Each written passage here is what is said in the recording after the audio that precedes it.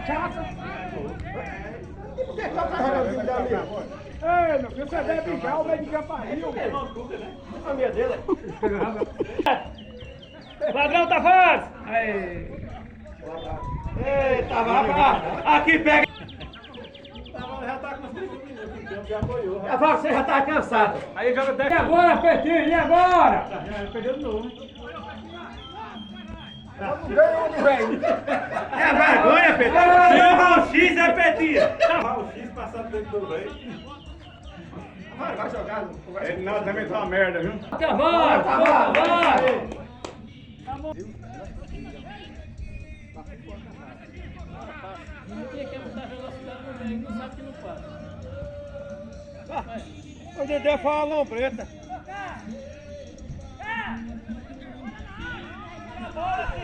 Vai a bola, Petinha.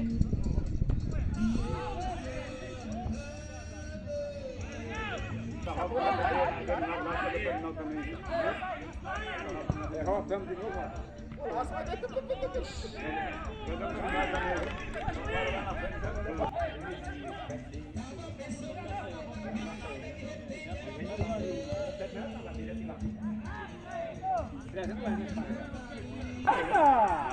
Caia também, cara. Pra tomar na cara de cara.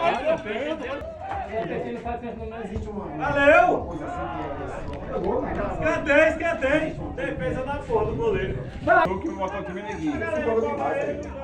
Pelo amor de Deus! Palmeirão, tá tocando. Vai embora, Petinha! Palmeiras tá pior que ela aqui. Ah, tá. Ali não passou aqui. Vai não, bosta aí. Bora! Olha lá, Zé! Domina! Vai pra cima dele! Vai! Olha o Zorro lá! Valeu, Ró. Tem aí, ele entrando pro jogo, ele falou que ia pro enterro. Que era 4 horas. Hoje.